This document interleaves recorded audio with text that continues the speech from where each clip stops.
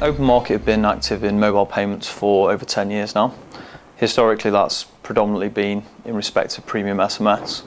and with short code interactivity. So typically a user would send in a text message to a call to action they'd see in print press. As we've moved more towards an online space, both on the mobile phone and on PC, we've needed to look at other ways in which we can facilitate mobile payments using opt-in mechanisms other than a text message. So we're then getting into the space of potentially competing with credit card and PayPal, Google Checkout for how consumers can make payments, and also where's our value add in that space. So we recently conducted some research in conjunction with Mobile Squared to actually test consumer attitudes to see,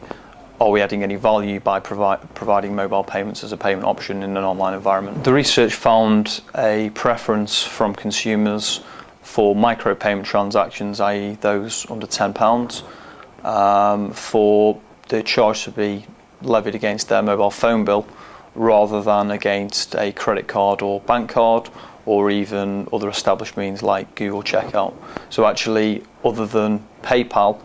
charging transactions under £10 to any medium mobile payment was the most popular option with consumers. So I guess the message that we're looking to establish, and the misconception we're looking to overcome, is the fact that consumers don't want to charge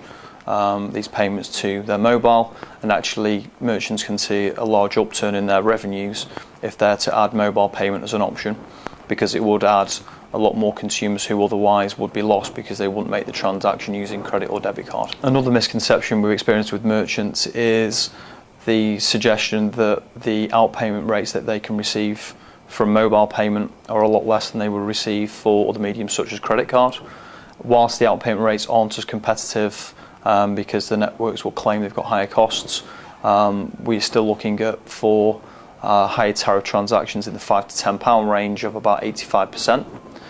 And there are actually a host of other benefits that mobile payment provides versus other payment mechanics. So for example, if a consumer is trying to make a transaction on the mobile internet through their mobile phone or within an application, then there is the ability to automatically identify who that user is, which makes the process a lot more seamless and will lead to an awful lot less drop-off than is the case for other mechanics. So it might be a less revenue share, but there's going to be an awful lot more transactions undertaken. The second area where we think that mobile payment can be seen as different to credit card transactions or other payment mechanics, it can be used as, I guess, a bridge or an onboarding mechanism to establish an initial relationship with the consumer.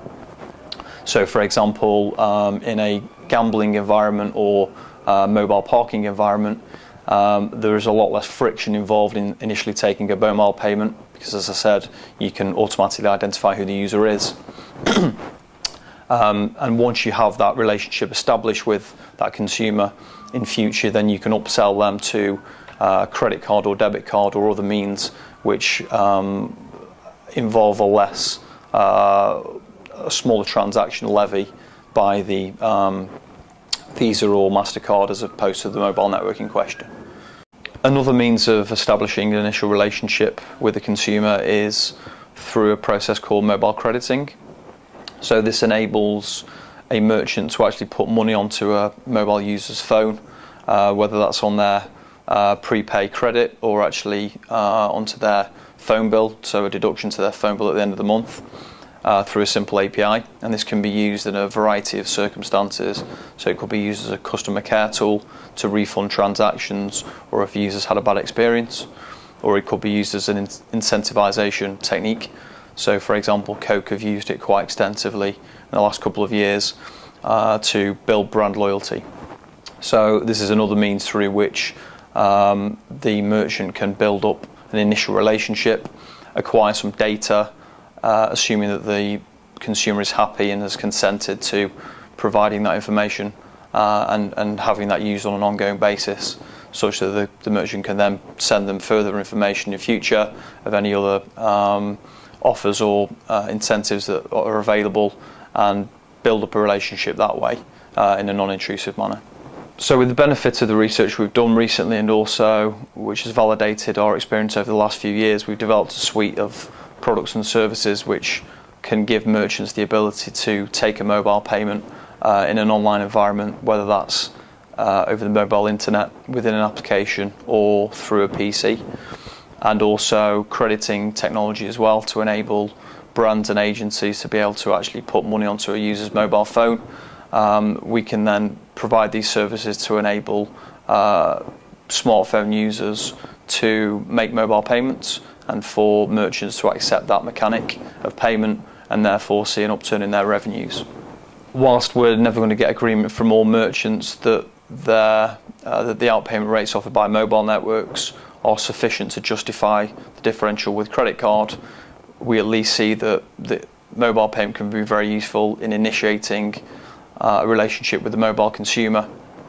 and at that point the merchant can try and acquire further details of that user and upsell them into a credit card relationship. So in that sense, mobile payments or mobile crediting can act as a bridge to then lead into a further, more profitable relationship with the consumer.